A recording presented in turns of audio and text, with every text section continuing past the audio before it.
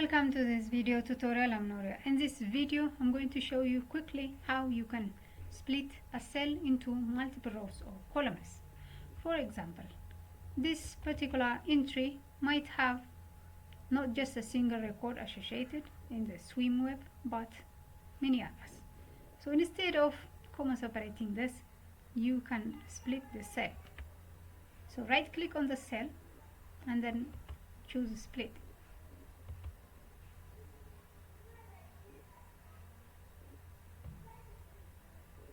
To make it visible, I have to push this one a little bit up. Okay, right click on this one, then select split cells.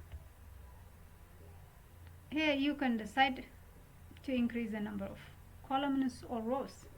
Let's say you want the number of columns to be 5, so increase them to 5 and then OK. This has created 5 columns, so you can add all the entries you want here that are associated with that record 4.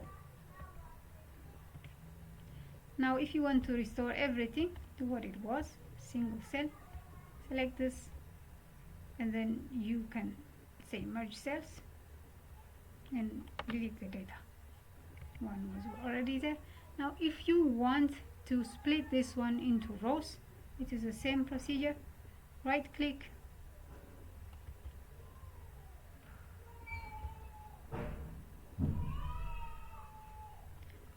on this and then split cells, increase the number of rows, let's say to 5.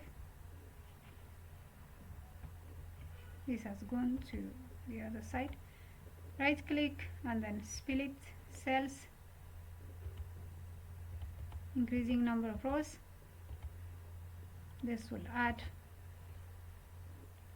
4 rows extra. So here you can place the data. If you find this video tutorial helpful, for more click on subscribe, like and share. Thank you for watching. See you in the next video.